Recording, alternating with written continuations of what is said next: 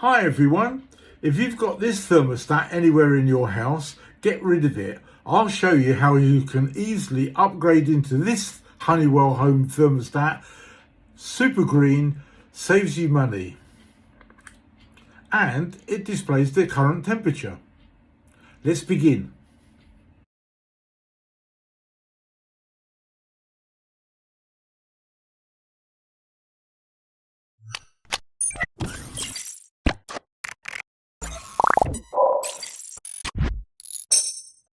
Because we get today's video is all about updating this 1960 thermostat to this one, which is much more modern and only came out a few years. So I've pulled out the piece of paper and it's showing 27 degrees, nice and warm.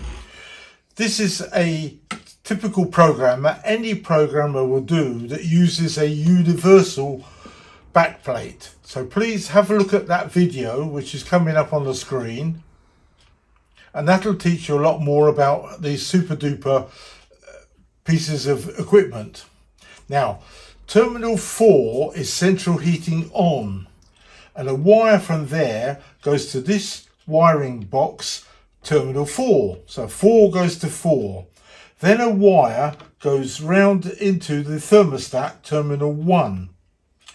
If this needs temperature, this will click.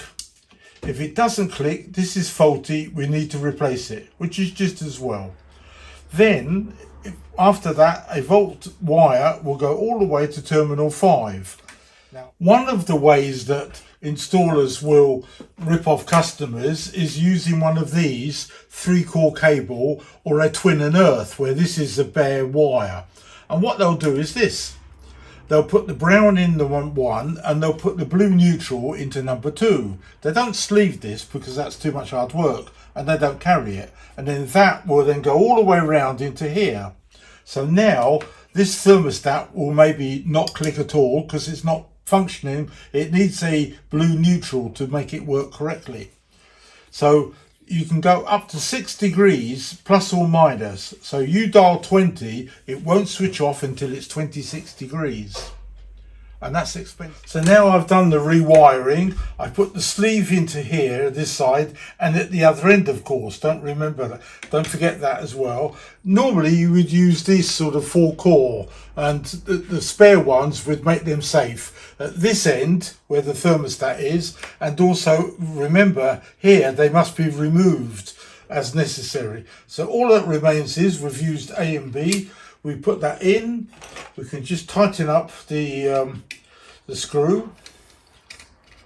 Don't forget its rear entry.